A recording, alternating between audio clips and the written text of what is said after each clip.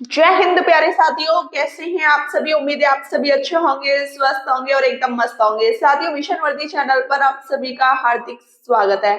साथियों, आज की क्लास में हम पढ़ने वाले हैं हिंदी। हिंदी में पढ़ेंगे रस। रस की आपकी क्लास 41 होने वाली है। अच्छे तरीके से समझने की कोशिश करेंगे कि रस होता क्या है। अब आप रस मत समझ लेना मौसमी का रस, ये मौसमी का रस नहीं है, लेकिन ये वो रस है जैसे कि रस का मतलब है आनंद। ठीक है, रस का मतलब है आनंद। अब मैं आपको बता दूं कि जैसे कि आपने कोई जोकर देखा और आपको उसे देखकर हंसी आ गई। ऐसा तो नहीं है कि आप हंसी को 10 रुपए या 20 रुपए देकर बाजार से खरीद कर लेके आए। ऐसा तो नहीं है ना। आपने उसको देखा और आपके अंदर से ही आनंद उत्पन्न हो गया।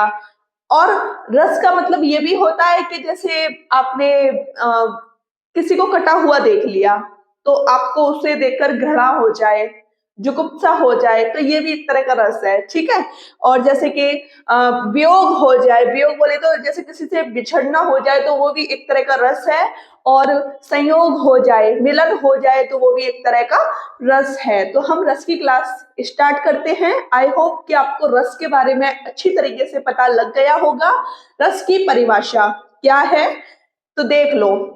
विभाव, अनुभाव और व्यभिचारी भावों के संयोग से, ठीक है, मतलब कि सब कुछ आ जाता है इसमें। घृणा भी आ जाती है, आनंद भी आ जाता है, मिलन भी आ जाता है, वियोग भी आ जाता है, सब कुछ आता है इसमें। ठीक है, फिर से समझो। विभाग, अनुभाव और व्यभिचारी भावों के संयोग से जो उत्पत्ति होती है उसी को रस कहते हैं। ठीक है। विश्वनाथ ने रस की परिभाषा क्या दी है, कभी कभी पेपर में पूछ लेता है कि बताइए रस्यते आस्वाद्यते इति परिभाषा किसने दी, तो आप बोलोगे विश्वनाथ ने। बशर्ते आपको पता होगा तभी तो आप बता पाओगे। तो मैंने डेफिनेशन लिख दी है कि रस्यते आस्वादते इति परिभाषा दी है विश्वनाथ ने। उद्भट ने बोला है सरते इति रस। क्या बोला है? सरते इति रस, जिसमें अब हम पढ़ेंगे भरत मुनि की परिभाषा, जिन्होंने रस के बारे में क्या परिभाषा दी है। देखो, विभाव, अनुभाव और व्यभिचारी, ठीक है, इन्होंने तीनों को मिला दिया। विभावानुभाव व्यभिचारी संयोग द्ररस निष्पत्ति। ठीक है, निष्पत्ति बोले तो उत्पत्ति। एक बार फिर से बोलने की कोशिश कीजिए। विभावानुभाव और ये है व्यभिचारी, फिर स, ये सारे वर्ड एक साथ है।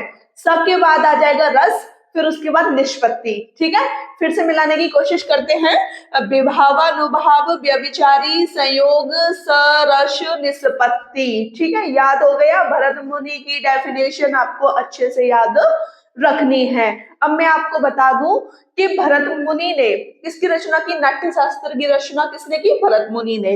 अब देखो, नाट्य शास्त्र में कितने अध्याय हैं? नाट्य शास्त्र में 36 अध्याय हैं। 6वें अध्याय में रस की परिभाषा है, मतलब कि रस के बारे में बोला गया है।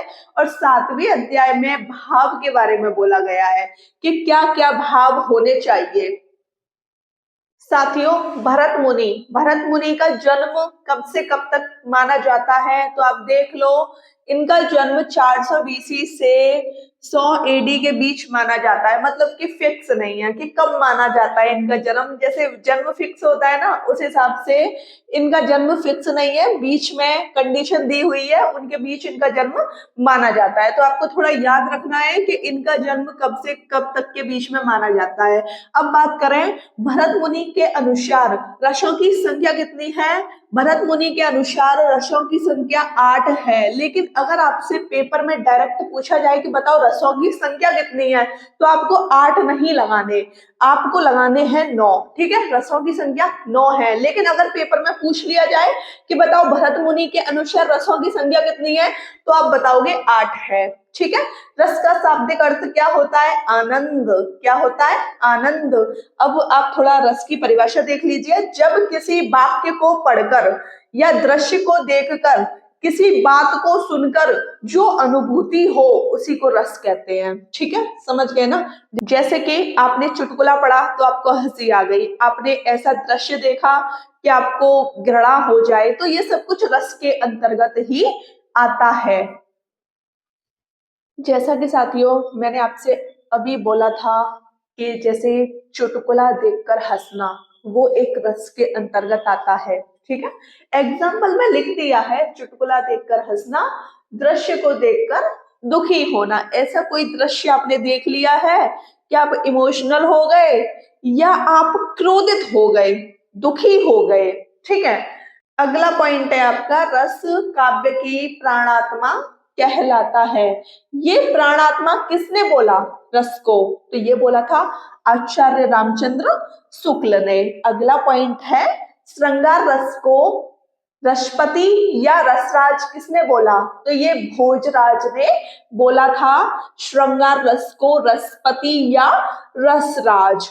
अब बात करते हैं रस के अंगों की, कि रस के अंग कितने होते हैं? तो आप बोलोगे रस के 4 अंग होते हैं। और रस की संख्या कितनी होती है? तो रस की संख्या 9 होती है। भरत मुनि के अनुसार रस की संख्या 8 है, ठीक है। रस के अंग कितने हैं?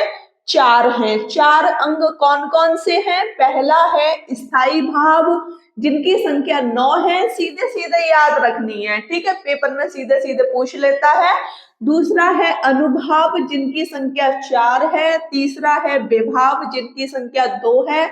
चौथा है संचारी भाव, जिनकी संख्या 33 है, ठीक है। स्थायी भाव वह भाव जो प्रधान भाव हो। स्थायी भाव कैसा होता है? प्रधान होता है। किस तरह का भाव होता है? प्रधान भाव होता है। स्थायी भाव का अंत तक बना रहना ही स्थायी भाव कहलाता है। कौन सा भाव है जो अंत तक बना रहता है? तो वो आपका स्थायी भाव है जो अंत तक बना रहता है। साथियों स्थायी भाव में एक तरफ मैंने रस लिख दिया है और एक तरफ उनके स्थायी भाव आपको याद होने चाहिए। पेपर में अक्सर पूछ लिया जाता है कि बताइए वीर रस का स्थायी भाव क्या है? तो आप बता दोगे उत्साह है, ठीक है। तो इस तरीके से हमको याद होने चाहिए। देखो सबसे पहले हम पढ़ेंगे श्रृंगार रस के बारे में।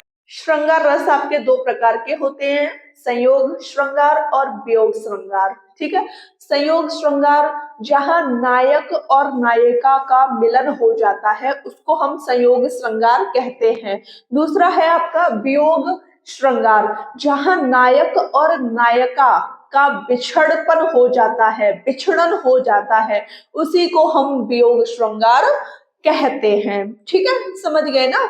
वियोग का मतलब है नायक और नायिका का बिछड़ जाना, ठीक।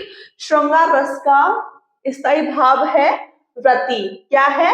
रति। हास्य रस, हंसी वाला, हंसने वाला, ठीक है। समझ गए ना? हास्य रस का स्थायी भाव है हास्य या हास्य। अब बात करते हैं करुण रस की। करुण रस का स्थायी भाव है शोक। अब आप कह रहे होंगे कि दीदी करुण करुण में भी तो शोक है, तो इसमें कैसा वाला शोक है? जैसे आपने किसी भिखारी को देख लिया तो आप करुण कर रहे हैं, वहीं के वहीं शोक मना रहे हैं कि बताओ ये घर घर जाके भीख मांग रहा है, तो वहां बिछड़न नहीं है। समझ रहे हो ना? ये जो वियोग श्रृंगार है ना, इसकी तरह बिछड़न नहीं है। उसको आपको देख के हो रहा है तो वो एक तरह का करुण है, ठीक है। समझ गए ना? इसमें जैसे कि मृत्यु हो जाए तो वो शोक के अंतर्गत आ जाता है, लेकिन नायक और नायिका का बिछड़नपन जो हो जाएगा ना, वो आपका वियोग रस में जाएगा, वियोग श्रृंगार में जाएगा। अब बात करते हैं वीर रस की। वीर बोले तो उत्साह, वीर तुम बढ़े चलो, ठीक है।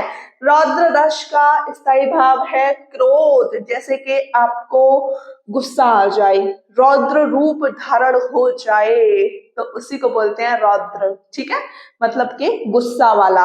अब बात करते हैं भयानक रस की। भयानक बोले तो भय, जैसे कि आपको जंगल में छोड़ दिया जाए और पत्तों की आवाज से ही इस तरीके से आप डर जाएंगे कि कोई ठिकाना नहीं होगा। आप इतनी बुरी तरीके से डर जाएंगे, बस आपको तो ऐसा लगेगा कि कैसे भी करके हम यहाँ से चले जाएं, ठीक है। समझ गए? साथियों अगला रस है आपका बीभत्स रस, ठीक है। इसका स्थायी भाव है जुगुप्सा, घृणा, आपको किसी भी रस को देखकर घृणा हो जाए तो उसको हम कहते हैं बीभत्स रस। ठीक है, अगला है आपका अद्भुत रस, जिसको देखकर आपको आश्चर्य हो जाए, जैसे कि आपने किसी भी चीज को देखा नहीं है, उसको सिर्फ सपने में ही देखा है और आपके सामने आ जाए तो आश्चर्य होगा नहीं होगा, तो उसी की बात की जा रही है। ठीक है, शांत रस मतलब कि शांत, निर्वेद, ठीक है, शांति वाला रस है ये। अब बात करते हैं शांत रस की खोज किसने की? अभिनव गुप्त ने शांत रस की खोज की थी। अब बात करें शांत रस की परिभाषा किसने दी? उद्भट ने शांत रस की परिभाषा दी थी, रस की परिभाषा भी दी थी इन्होंने। ठीक है, बताया था ना मैंने। स्थायी भाव किसने दिया? शम, निर्वेद। स्थायी भाव शांत रस का किसने दिया? केशव दास द्वारा स्थायी भाव इसका दिया गया। साथियों, आपका अगला रस है वात्सल्य रस। कौन सा रस है? वात्सल्य रस। इसका जो स्थायी भाव है वो है वत्सल रति। एक बच्चे का अपने माता या पिता के प्रति प्यार ही इसमें आता है। ठीक है, समझ गए ना? वात्सल्य रस की खोज की थी सूरदास ने। वात्सल्य रस को सिद्ध किया था अयोध्या सिंह उपाध्याय हरिओद ने। वात्सल्य रस की परिभाषा दी थी विश्वनाथ ने। ठीक है, भक्ति रस, इसका जो स्थायी भाव है अनुराग है। क्या है? अनुराग है। इसको हम भगवत विषयक रति भी कहते हैं। भक्ति रस की परिभाषा किसने दी? रूप गोस्वामी ने भक्ति रस की परिभाषा दी थी। साथियों, कल की क्लास में हम पढ़ेंगे विभाव। ठीक है, विभाव को अच्छे तरीके से पढ़ लेंगे। और जैसा कि मैं आपको बता दूं, जो भी आज की क्लास में हमने पढ़ा है, आज रात 8 बजे लाइव सेशन में आपसे पूछूंगी, तो अच्छे तरीके से इसको पढ़ के आइएगा। और साहित्य की जितनी भी क्लास हुई है, पूरा साहित्य आपसे पूछा जाएगा, पूरा हिंदी साहित्य आपसे पूछा जाएगा। और आज की रस की क्लास भी आपसे पूछूंगी, तो आप अच्छे तरीके से इन चीजों को प्रिपेयर करके आइएगा। ठीक है साथियों, वीडियो अच्छी लगी हो तो चैनल को सब्सक्राइब कीजिएगा, लाइक कीजिएगा, शेयर कीजिएगा। जय हिंद साथियों।